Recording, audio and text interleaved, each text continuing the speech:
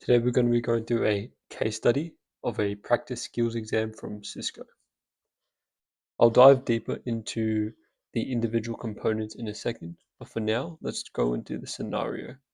So we have a client, which is the International Travel Agency, ITA. The problem: the business is expanding and requires a complete network overhaul for their corporate headquartered campus. The company handles private client data, processes monetary transactions, and hosts local database applications. Because network downtime directly leads to lost revenue, the new infrastructure cannot have a single point of failure. Furthermore, different tiers of users, such as staff, students, and transient contract workers, must be securely separated. The blueprint. To solve this, we are deploying an industry-standard collapsed core distribution architecture. This includes two high-performance multi-layer switches, DLS1 and DLS2, working in tandem at the core, feeding down into a resilient access layer, ALS1 and ALS2, to service end user terminals, and connecting up to a secure edge gateway router for internet access. Just for clarity, these are the three most common types of architecture: a three-tier architecture, which has a high-speed core backbone, distinct physical layers, scalable for large networks, distribution layer applies policies here, and access layer connects users. Two-tier architecture pretty much just merges core and distribution layers. It's more cost efficient and it has greatly simplified management. It's perfect for medium businesses, and potential bottleneck, if oversized, is the downside to this architecture. Very similar to three-tier, more suitable for smaller businesses. Then we have spine leaf architecture rather, which is built for data centers, optimized for east-west traffic, fully meshed switch fabric, completely predictable latency, and massive path redundancy. We won't go too much in depth in this one. We'll just focus on the two-tier because this is what our case study is focusing on. The plan that I'm going to do is I'm going to break down the commands, give you a full understanding of how to set up this type of case study so that you can do this on Packet Tracer, or if you have access to physical routers and switches at your university, for example, or even at home, if you have a home setup, you'll be able to replicate this for yourself. So let's begin with looking at, in red, the network devices. So we have ALS1 and ALS2. ALS1 is the access switch connecting end users, and which is same for ALS2 as well. We have the two VLANs, VLAN 10, 20. The following VLANs are created based on the case study. So we have staff, students, management under VLAN 100, voice 110, native is 800, and parking is 999. I'll go into these right now. So a VLAN is a virtual local area network. It's a custom network created by software that groups together a collection of devices regardless of where they are physically plugged in. Instead of buying separate physical switches for different departments, use one switch and chop it up logically. So the key characteristics are that it breaks up broadcast domains. Normally, if a PC sends out a broadcast message, every device on the switch hears it. VLAN stops this. The broadcast on VLAN 10 stays inside VLAN 10. It boosts security. Devices on different VLANs, like finance and guests, cannot talk to each other by default, even if they are plugged into the exact same switch. To get a traffic from VLAN 10 to VLAN 20, the data must travel up to a layer 3 device, like the DLS switches in this case study, or a router. Think of a switch like an apartment building. Without VLANs, it's one giant studio apartment where everyone hears everyone else talking. With VLANs, you put up walls to create separate apartments. People inside the same apartment can talk freely, but to talk to a neighbor in another apartment, they have to go through the front desk, the router. So that's just a little bit about the VLANs. We also have a VLAN 150, which is the server farm. DLS1 here is the distribution switch handling routing policies. And DLS2 is the redundant distribution multi-layer switch. So pretty much what happens is if DLS1 goes down for some reason, ALS1 and ALS2 should still be able to reach the gateway router at the top through DLS2. And just for clarity again, the gateway router is the edge router for external traffic towards the internet. Now we're going to look at the servers in green. So we have a DHCP server connected to DLS1. DHCP servers automatically assign IP addresses. We also have a dedicated subnet hosting critical services, e.g. web servers hosting applications on the server farm, which is connected to DLS2. Finally, we have connections and protocols in yellow. So the whole thing is going to be set up with EIGRP, which is a dynamic routing protocol, which we'll definitely go into later in this video. And we have a loopback connected to the gateway, which is a virtual interface for router identification. Just a little bit on loopbacks if you don't quite know what they are. A loopback is purely software based. It's a virtual interface inside the router. It isn't tied to a physical cable or port, meaning it never goes down unless the entire router shuts down. Here is what router identification means in practice. A permanent name for routing protocols. So dynamic routing protocols like EIGRP or OSPF, which we won't be doing in this case study, but you should definitely do some research on that, or I can do a YouTube video as well if you leave a comment on that. You need to pick one unique IP address to identify each router in the network. This is called the router ID. If you use a physical interface IP and someone accidentally unplugs that specific cable, the interface goes down. The routing protocol gets confused, drops its neighbors, then has to waste time electing a new ID. If you use a loopback IP, the interface is always up. The router ID stays completely stable, preventing network disruptions. We also have ether channels and port channels. So we have a layer 2 port aggregation control protocol between ALS1, DLS1. We also have static, same thing, ether channels between ALS1 and DLS2, between ALS2 and DLS1. Port aggregation control protocol between ALS2 and DLS2. I'll explain this in a second. And between DLS1 and DLS2, we have layer 3 ether channel. So effectively, these switches are acting as routers, hence why this has to be done at the layer 3. Port channels are also known as ether channels, by the way. So why do we set up ether channels? Without ether channels, if you connect two switches together with multiple cables to get more bandwidth, a network loop is created. A protocol called spanning tree protocol will detect this loop and completely block all but one of the cables, leaving the other side sitting idle. By bundling links into an ether channel, the switches treat multiple physical cables as one single logical link. This achieves two massive goals. Increased bandwidth. It combines the speeds of the individual links, e.g. 2, 1 Gbps links become 2 gigabit per second pipe. Instant redundancy. If one cable in the bundle gets unplugged or fails, traffic instantly shifts to the remaining cables in the bundle without dropping the connection or waiting for spanning tree protocol to recalculate. So this is a detailed breakdown based on our topology. So port channel 10, it connects our two distribution switches. Because it's a layer 3 ether channel, it acts like a routed link. So we need to assign an IP address to this bundle rather than a switching trunk. So it acts like a routed link instead of a switching trunk. Thus, we have to assign an IP address to it. Why it's set up, the distribution switches need to talk to each other constantly, sharing EIGRP routing tables, syncing state information, and passing traffic between user subnets, making it layer 3 prevents spanning tree loops entirely at the distribution level and allows the EIGRP routing protocol to efficiently load balance traffic between the two distribution blocks.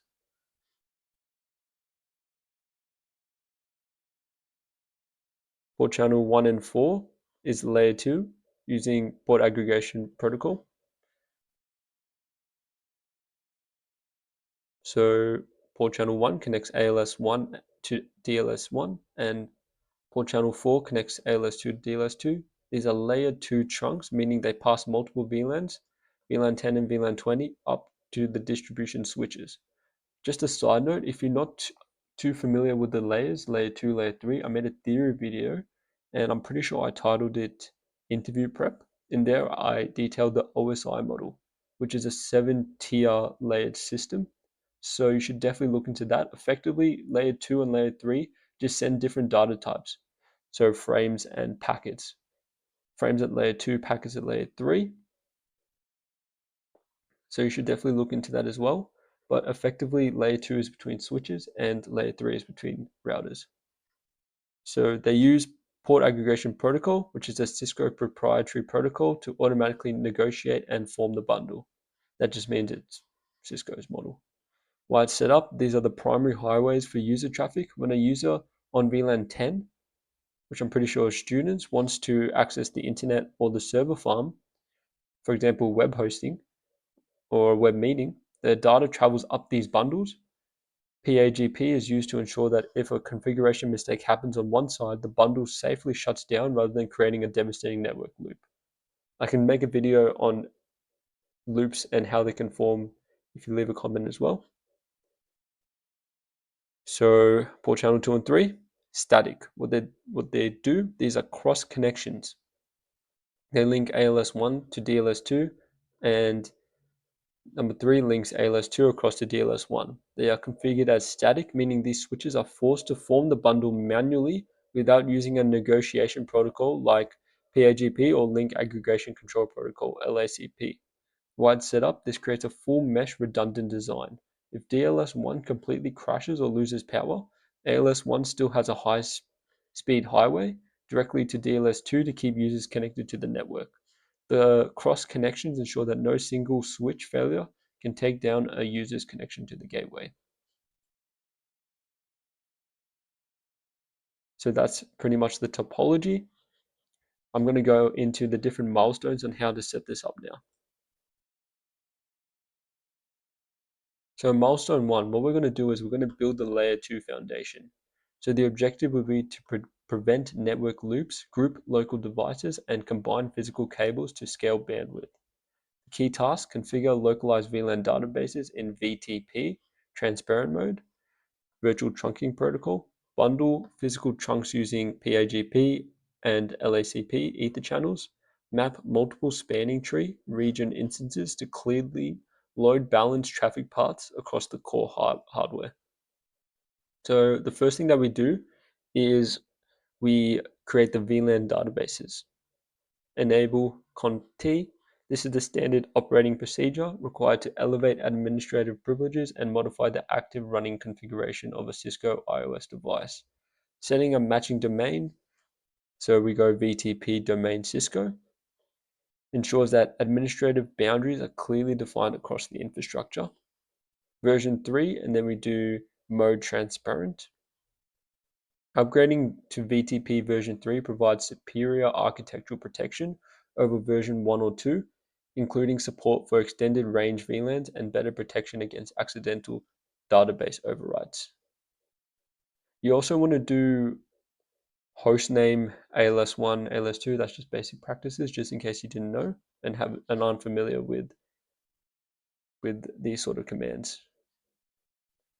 Operating in transparent mode forces each switch to maintain its own independent local configuration database.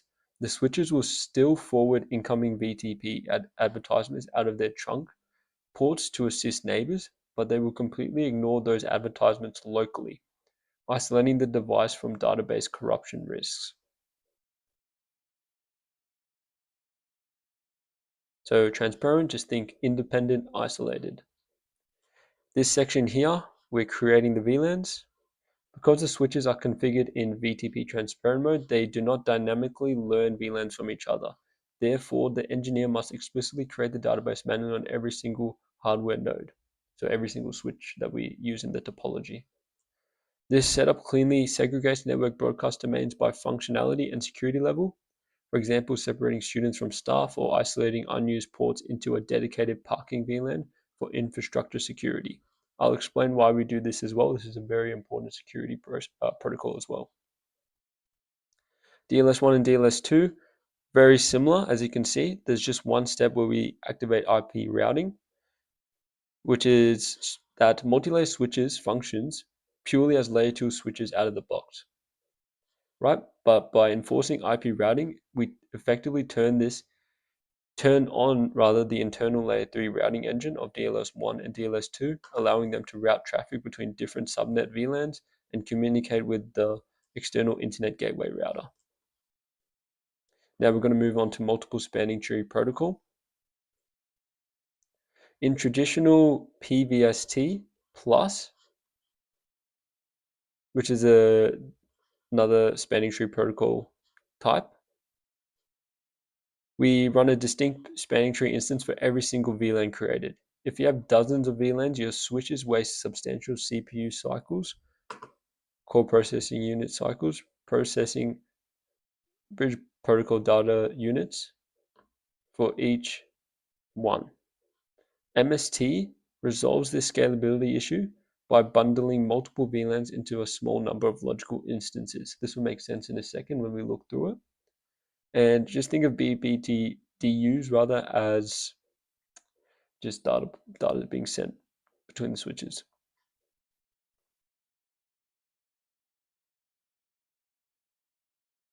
So first we do spanning tree mode MST, then we did spanning tree MST configuration. The configuration enters a sub-mode to establish the MST region boundaries. Switches will only share MST information if they have an exact match on 3 parameters: the region name, the revision number, and the VLAN to instance mapping table. This ensures that all 4 switches recognize each other as parts of a single synchronized switching fabric, preventing unexpected boundary behaviors or fallback loops. As you can see, region 1, revision 1, and then the 2 instances.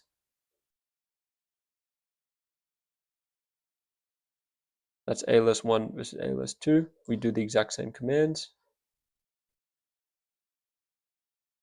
For DLS1 and DLS2, we are grouping the VLANs into 2 logical traffic lanes. Instant 1 houses user traffic, staff, student. Instant 2 houses control and operational traffic, management, voice. Same for ALS1, ALS2. The only different command that we have here is we have routes and primaries. So on DLS1, MST1, instant 1 is the primary, so VLAN 10 and 20, staff and students. Whereas in DLS2, the management voice, for example, is the primary. So instead of leaving one physical link completely dark and unused, which happens in standard SDP, traffic is cleanly divided. When a student or staff member sends data, the traffic naturally forwards towards DLS1. When a network administrator uses management or a voice call occurs, that traffic path towards DLS2. If either DLS switch experiences an outage, the backup secondary switch instantly takes over the root bridge duties for that instance, establishing predictable deterministic failover behavior. Yeah, if there's any point where you guys have questions, leave a comment. Also, I'm definitely going to leave the configs in my GitHub, which is in my link to my YouTube as well, so you can replicate this as well on your own devices. Now, so we've done MST, we set up the VLANs and VTP. Now we're going to do trunking and Etherchannel. So this first command here, interface range fast Ethernet, just means that we whatever commands that we do below is to do with these links, right? So we did switch mode trunk native VLAN 800, switch mode trunk, and no negotiate. I'll explain what this means now. So we are explicitly forcing these links into trunking mode, passing traffic for all allowed VLANs, and changing the default native VLAN from 1 to 800. Just want to see, did I leave a note for what trunking is? Yeah, I think I talked about it.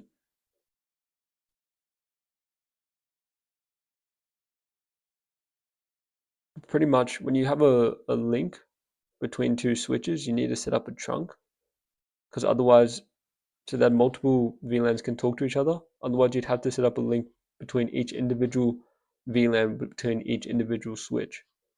And this happens due to VLAN tagging.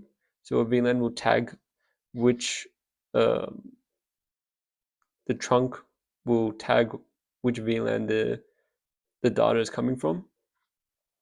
So effectively saves cabling and hardware.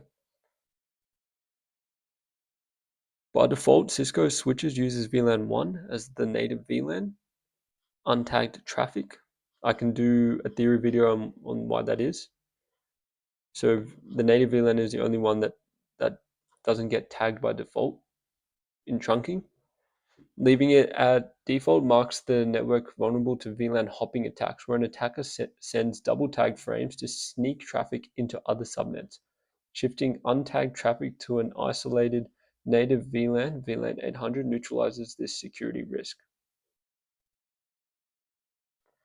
It's essentially just a black hole, or rather, you can think of it as it's not necessarily a black hole. That's the parking lot. I digress. Think of it as, well, an attacker knows straight away, okay, VLAN 1, that's the native VLAN, but you just make it another random VLAN. In this case, it's 800. We're not going to tell the attacker it's 800, but the attacker's not going to plug into that port to access VLAN 800 because they don't know. And I'm pretty sure native VLANs are untagged just because that's just how they were made at the start, before trunking protocols. But I need to double check that. Switchport no negotiate command disables dynamic trunking protocol DTP. This prevents rogue devices plugged into the switch from negotiating a trunk link and sniffing into VLAN traffic. Very important. Then we do interrange fast Ethernet 1 to 2. So just to clarify, 1 to 4, as we can see in the diagram,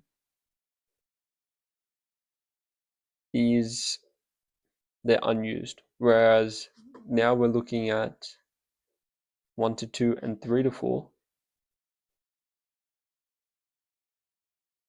is 1 to 2 is between DLS2 and 3 to 4 is between DLS1. ALS1, ALS2 is fast Ethernet 1, 2, and then between 1 and 2 is fast Ethernet 3 and 4.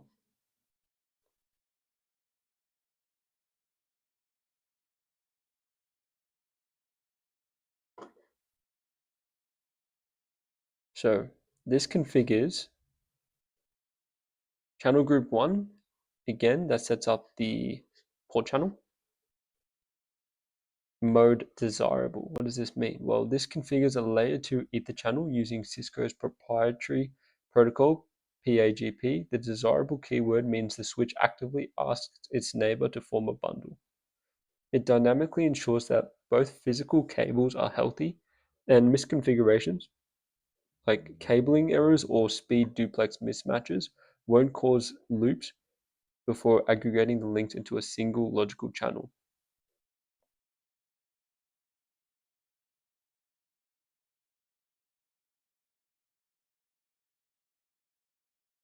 Then for the port channel 2, Etherchannel, we did mode on. It skips protocol overhead entirely.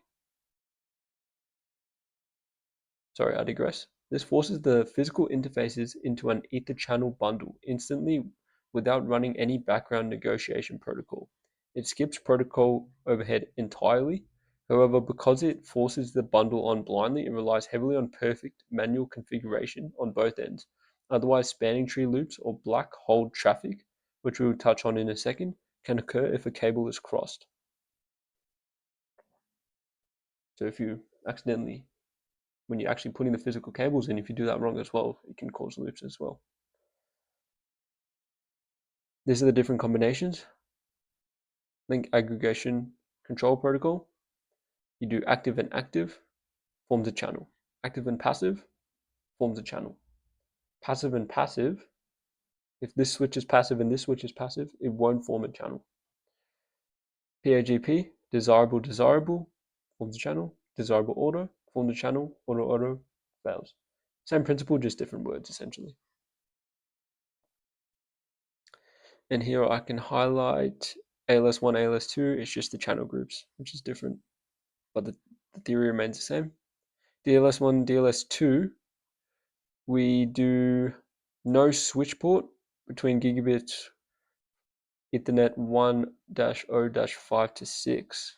Looking at this, dash 5 to 6 is between DLS1, DLS2.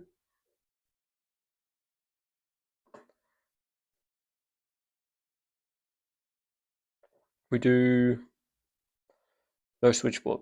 No switch port command converts these interfaces from layer 2 switching ports into a routed layer 3 interfaces. Okay, the mode active, which we have here, channel group 10 mode active, command uses LACP, link aggregation control protocol, to actively negotiate an Etherchannel bundle. So here we're using PAGP.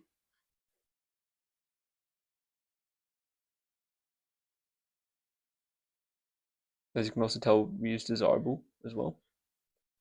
Here, it's going to use the word active, active passive, LACP.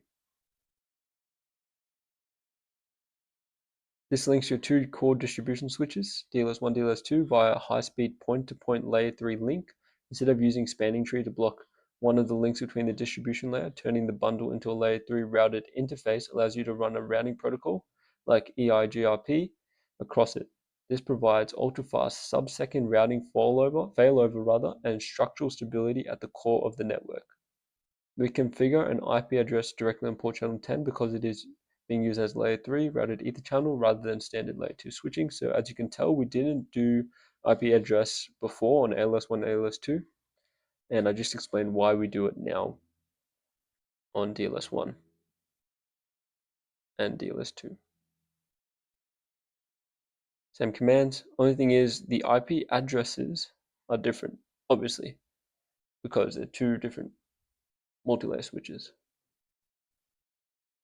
Now, this is the inter-switch trunks.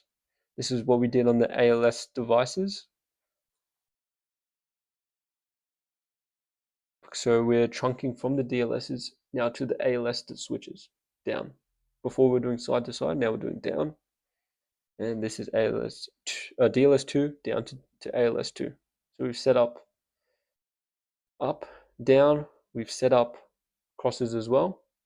We haven't set up DLSs to the router yet, and we also haven't done edge access and port security to the devices that connect to the switches, the ALS switches, which we're going to do right now. So edge access and port security. So we set specific port ranges to mode access, meaning they connect to single end devices. Access single end device. I want you to remember that, and assigns them to either VLAN 10 or VLAN 20 based on the diagram. So VLAN 10 students or VLAN 20 is staff. As you can tell, we've assigned this range of Ethernet ports, these ports as well. You can also cross-check with the diagram. So that's all good. Now for port hardening, this is what I wanted to tell you about the black hole. So as you can see here, we did switch mode access. So these are for unused ports. You have to do this all the time. Remember, if you ever set up a enterprise network secure system, you got to remember unused ports, you have to set them up VLAN 999, shutdown, exit, and write memory. This is a defense in-depth security measure. If an attacker walks into the building and plugs a rogue device into an empty wall jacket, the port will not activate because it is administratively shut down. Even if they somehow bypass the shutdown status, they are trapped in a dead-end black hole, VLAN 999, with no routing to the rest of the network. Very important. Switch ports that you're not using, send it to VLAN 999, black hole. And then ALS1, ALS2, it's just switched based on the topology. So the VLAN 20 is now on fast Ethernet 0/7 to 12, vice versa. Now, DLS1, DLS2, we have the access port to the DHCP server based on the topology, which is gigabit Ethernet 1-0-7. Configures a single port specifically for the DHCP server, setting it to the access mode under VLAN 100, the management infrastructure VLAN. Servers require fixed dedicated infrastructure ports isolated from normal end user subnets to maintain stability and control traffic flow. Just imagine if this was connected, if all the different nodes, switches, routers were connected to the DHCP server in the middle, for example, it would just be overloaded. Just keep it separated to the side so you know who's coming in, who's coming out at all times. Very easy to track. Manage VLAN 100 management. Pretty sure that's based off the case study requirement. I'll also leave the document, PDF document, to the case study itself. So if you want to do it step by step and try and test yourself out, you can definitely do that as well. Again, unused ports. There's a lot more here. VLAN 999. Perfect. This is where I left the verification commands. So show VLAN brief, show VTP status. This is for VLAN database and VTP. Multiple spanning tree, show spanning tree MST, show spanning tree MST configuration, show int trunk, show int ID switch port.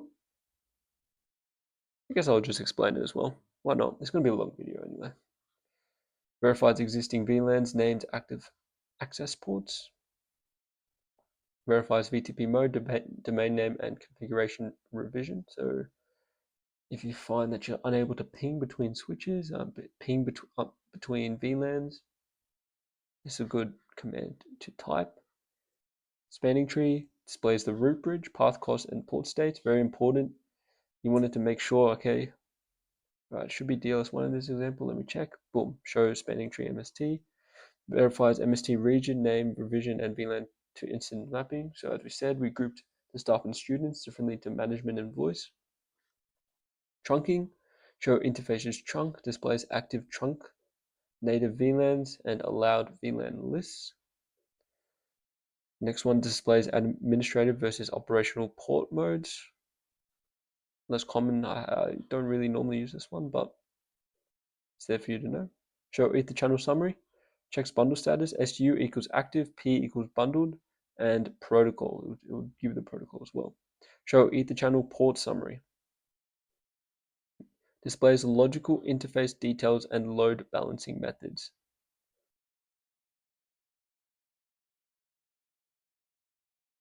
Cool. Edge access and port security. Show port security summarizes security status, allowed MAC counts and violations. Show port security interface ID shows single port status, secure shutdown and violation modes. Show port security address lists authorized static, dynamic, or sticky MAC addresses. We'll go into this in milestone 4, I'm pretty sure. You do that at the very end. Show interface status, include disabled. Instantly checks if your parked unused ports are safely shut down. So, just to clarify, milestone 1, when you're setting up this sort of topology, VLAN databases, spanning tree protocol, MST, trunking and Etherchannel, how are they going to talk to each other? VLANs, the actual different components, staff, students, MST, the groups, the grouping, edge access and port security, so the things connected to the switches, so the users, DHCP server, port security, so if rogue people try and cable into the switches, we don't allow that. Moving on, milestone 2. After we've done layer 2, we do layer 3, establishing high availability gateway routing. eliminate single points of failure at layer 3, and automate optimal outward data flow. So from the ALS switches up to the DLS switches, into the gateway router, into the internet. Key task, configure hot standby router protocol version 2. We'll talk about this in a second. To share virtual default gateways across DLS1, DLS2, activate dynamic WAN wireless area network interface tracking with preemption. I'll talk about that in a second as well. Establish an EIGRP AS100 core routing process to dynamically propagate default internet routes from edge gateway router down into the campus network. So DLS1 in this topology acts as the primary HSRP master for MST instance 1 with a high priority of 120 and a secondary backup for instances 2, 100, 110, 150 VLAN with a priority of 80. It uses an IP SLA. SLA stands for, it's an agreement type. Forget the exact definition. Tracking mechanisms to monitor its uplink to the gateway router. DLS2 mirrors DLS1, but it's the inverse. So it's the primary for instance 2, but it's the backup for instance 1. That also makes it redundant. If one goes down, the other one can hold the fort. So, track 1, interface gigabit Ethernet 1-0/11 line protocol, creates tracker ID 1 to watch if the uplink cable to the gateway stays alive. So what does that look like? DLS1, this is the interface, gigabit Ethernet 1-0/11. Is this link up? Should always be up. If it ever goes down, then that means, all right, so let's say I'm sending from ALS1, I'm sending information up to the gateway. Oh wait, this is down. What should I do? Okay, we can go right. We can go to DLS2, then we can go up to the gateway. There's another path. It's redundant.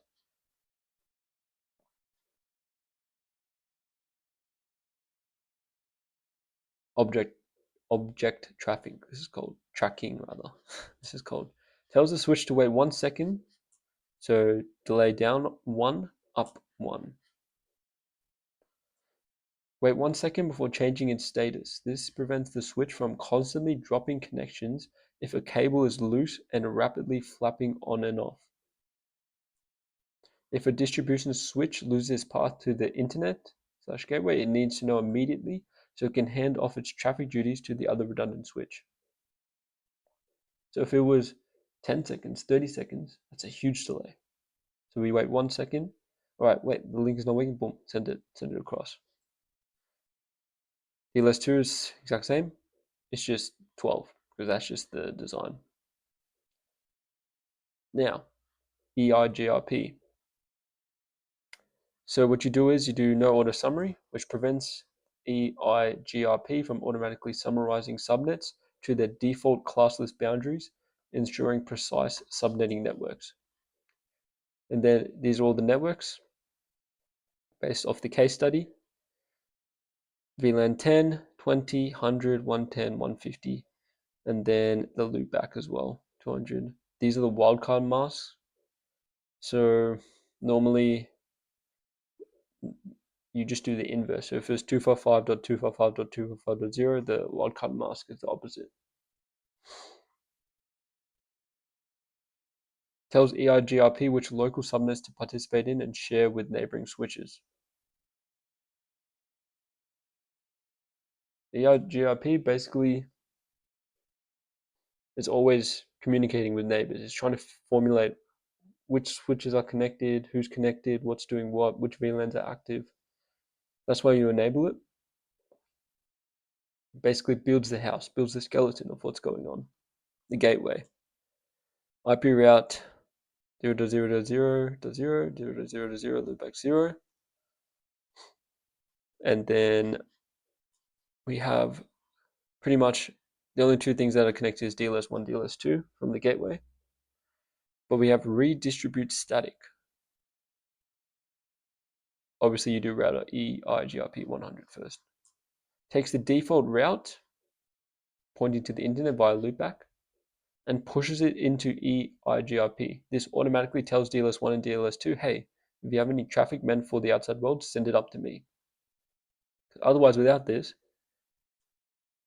the information would go up to the DLS, but you wouldn't be able to send it into the gateway, into the internet.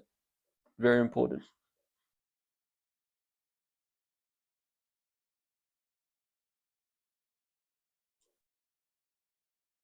Yeah.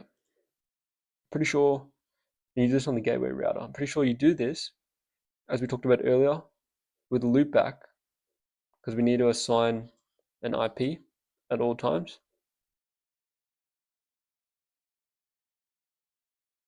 One unique IP address, which happens to be this. We say pretty much it basically means on the router, and look, whatever the loopback IP is, that's what we're going to keep in mind all the time.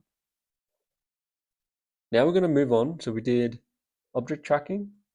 All right, is the cables on towards the gateway? Okay, cool. Dynamic routing. All right, the skeleton. All right, I know who's connected here. I know who's connected there.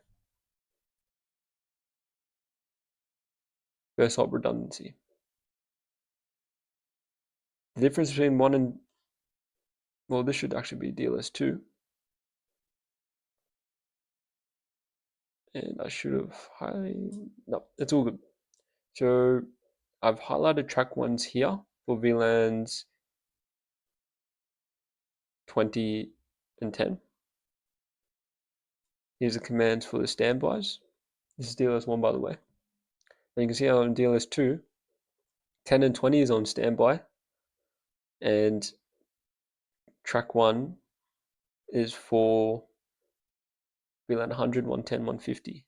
And there's a bit typo, there should be 110, there should be 150. It's pretty straightforward, but pretty much what happens is, what this means is that the high priority is the primary master. If for some reason DLS1 goes down, you drop the priority by 20 if the gateway uplink fails, which would be 100, which would then make the 120 the priority. In fact, I'm pretty sure I need to make, this is a typo. I should have made this, let me think about it. So if it drops by 20, it becomes 100, but this is still 80. Yeah. So I could either, yeah, the priority should be maybe, let's say that this should be 100, and the priority here should be 90, for example. Just off the top of my head. So if you decrement by 20, boom, it becomes a lower priority than 90. So 100 becomes 80, and then all of a sudden, DLS2 becomes a priority. And the same for the inverse. That's all first hop redundancy is. HSRP v2. It's just if the uplink goes down here on DLS1, boom, we'll send it through to DLS2. Verifications, show standby brief to confirm active versus standby state alignments per VLAN. Show IP route on DLS1, DLS2 to confirm they are learning the external route propagated from edge gateway.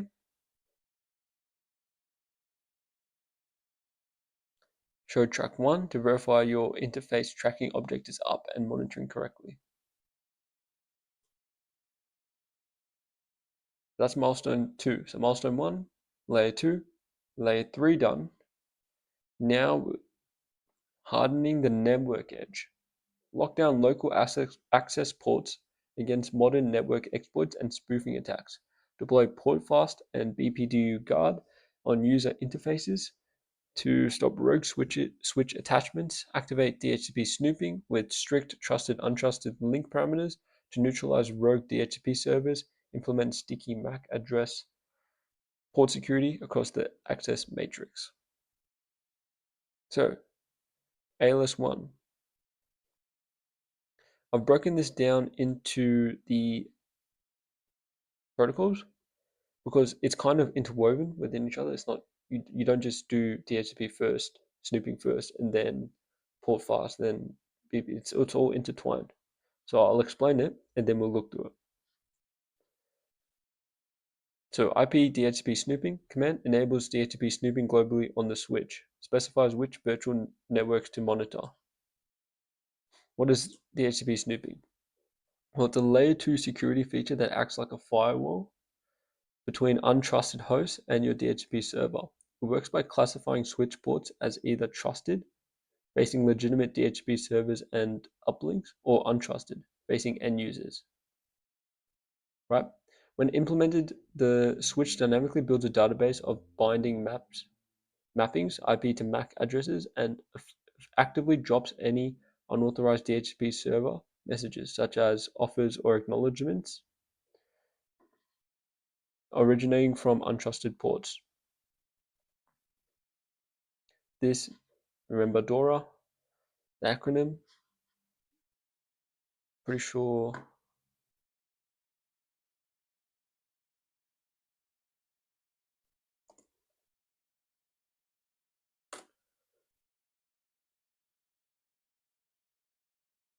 DORA stands for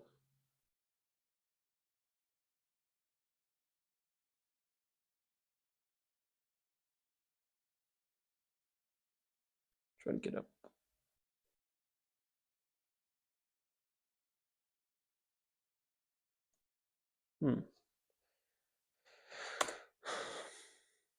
Discover, offer, request, acknowledgement, DHCP. I can do a theory video on that. Just leave a comment. So DHCP snooping is effectively a firewall primarily implemented to mitigate man-in-the-middle attacks from rogue DHCP servers and to prevent malicious actors from executing DHCP starvation attacks that exhaust the official pool of IP addresses. So IP DHCP IP snooping trust explicitly marks an interface as safe. Only ports with this command can pass DHCP offer and acknowledgement packets. Snooping limit rate 15 restricts a user port to a maximum of 15 requests per second to mitigate starvation attacks. Here's the commands. You might want to pause and have a look at it. But effectively, you generally trust within the network, and then the edge cases you don't trust, but it's a little bit more complicated than that because you can get compromised within your own network. So it's not just as simple of outside bad, inside good, but that's just general for this case study. Now we're going to do STP Portfast and BPDU guard. Spanning tree Portfast bypasses the traditional 30-second STP listening learning delay, moving the port to a forwarding state immediately when a device plugs in.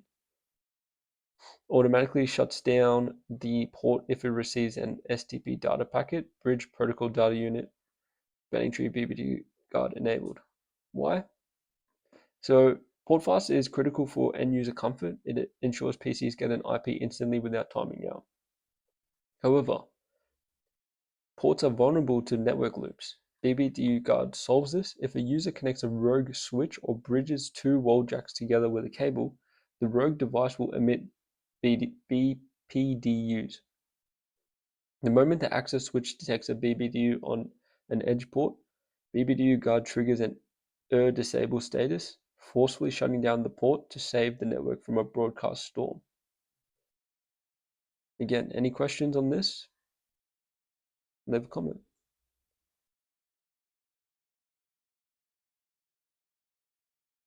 Here's some more commands. Port security activates port security on the interface. I think this should be port security. Sorry. The maximum sets the maximum limit of unique MAC addresses allowed on that single port. Again, sticky tells the switch to learn the MAC address of the first device plugged in and save it permanently to the running configuration. Very useful. Support port security violation, shutdown, protect. You choose either one. Defines what action the switch takes when unauthorized MAC address tries to send traffic. So what is happening in Y? ALS1 allows us with 3 dynamic sticky MAC addresses, common for staff ports that might connect to docking stations or small hubs, while ALS2 locks student ports down strictly to MAC address 1. This is a question I had when I was prepping for this case study. And it's just more of a practicality thing. Students should only be using one device, whereas staff might, have other things like docking stations, small hubs, connect to voice, media, etc. Violation shutdown, if an authorized device plugs in, I think we talked about this, port instantly goes dark or disabled and must be manually reset by an admin. Violation protect. The violation is overridden to protect. If an unauthorized device plugs into port 18, the switch will quietly drop its packets without shutting the interface down, allowing the original sticky device to keep working uninterrupted. So that's useful if you want to explore who's trying to break into your system. Whereas shutdown is just like, I can't be bothered, just no one come in. Here's the commands. So here we did Portfast, BPDU guard enable, limit 15. Should all start to make sense now. Remote access. Here's the security.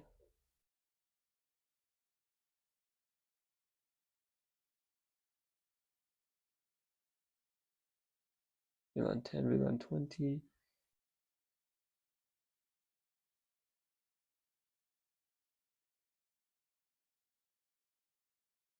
Designated operational port is active.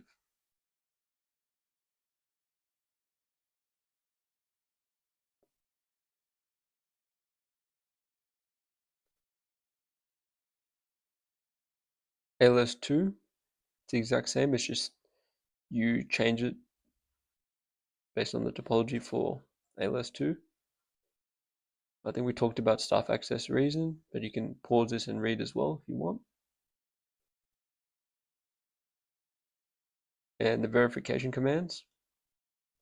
Show IP DHCP Snooping confirms that DHCP Snooping is globally active, identifies tracked VLANs, and maps out which interfaces are explicitly designed as trusted. Show IP DHCP Snooping Binding displays the dynamically built mapping table of untrusted MAC addresses to their assigned IP leases, preventing rogue IP spoofing. Show port security interface displays the active security state of the specific port, the current violation configuration, and the number of learned sticky MAC addresses. Verifies the table of hard-coded or dynamically learned sticky MAC addresses across the access matrix.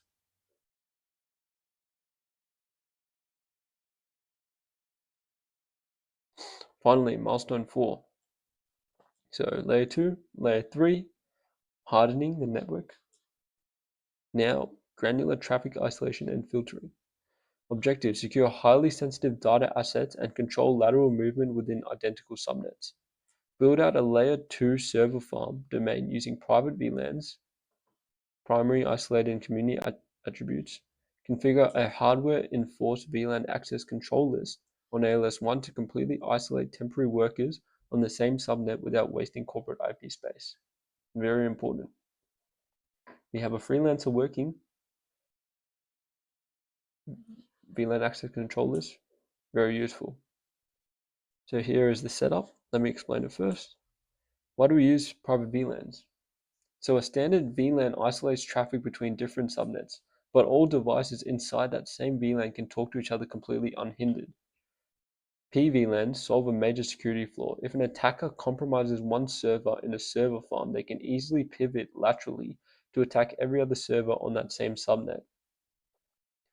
PVLANs break a single VLAN down into smaller isolated logical subnets without wasting IP addresses or needing separate subnets. So switches, VLANs, which is isolated broadcast domains, and then you have private VLANs inside of VLANs. So you have so in the primary VLAN, the parent network, it acts as the overall container, is the only VLAN that talks to the outside world. Isolated VLAN 151. Devices plugged into an isolated port are completely blind to one another. They can only talk up to the promiscuous gateway.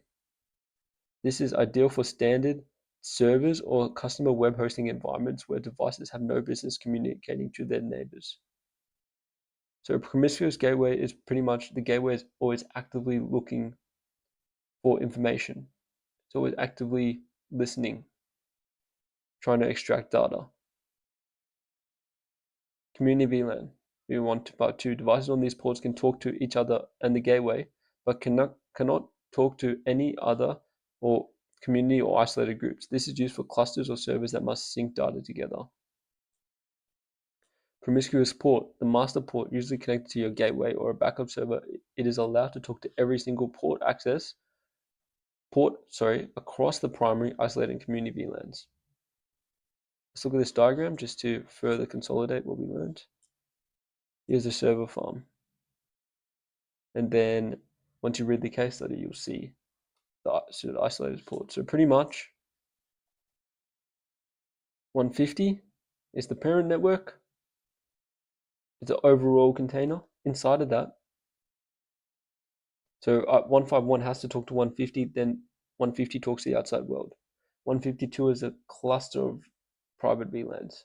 They can only talk to each other inside that cluster, and then they talk to 150. And then 150 has a promiscuous port, which is usually connected to the gateway or backup server.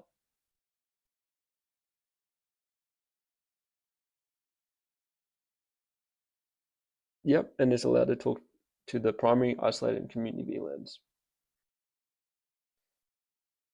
Here is the commands. 151, private VLAN isolated. 152, community. 150 is the primary, and is the and you write association 151, 152. Pretty straightforward. DLS1, DLS2 layer 3 gateway mapping SVI, and then you do this private VLAN mapping 151, 152. Why do we do this? So when you implement private VLANs, the switch's layer 3 routing engine only naturally understands the primary VLAN. It has no idea that 152 and 151 are tied to it. Makes sense. We understand, but the computer doesn't. Rather, the switch doesn't.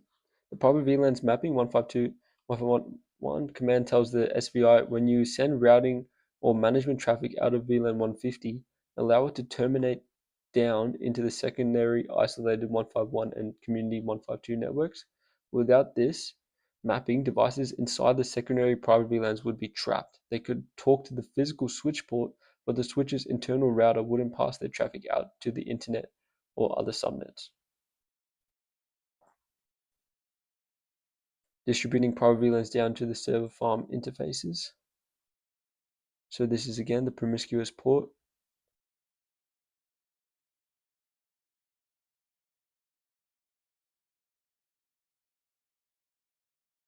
Now, the final thing we're going to cover, VACLs, VLAN access control lists. Why we use them? A standard Cisco router ACL can only filter traffic that moves between different subnets, layer 3 boundaries. If two PCs are sitting on the exact same switch inside VLAN 10, the traffic never goes up to the router, meaning a standard ACL is completely useless at stopping them from talking to each other.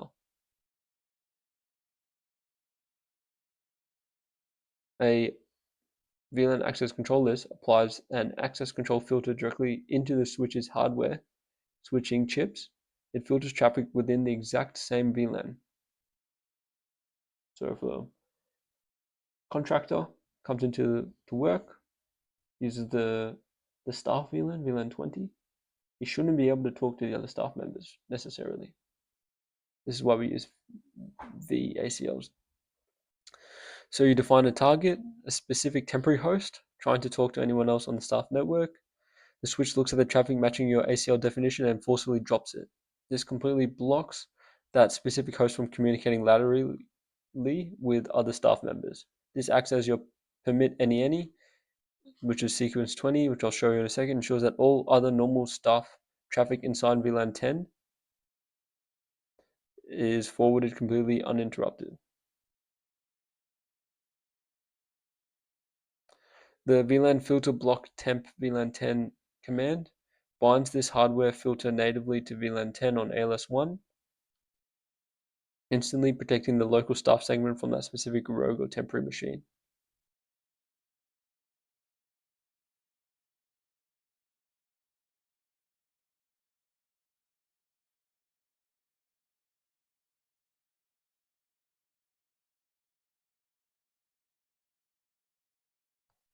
So here is the commands.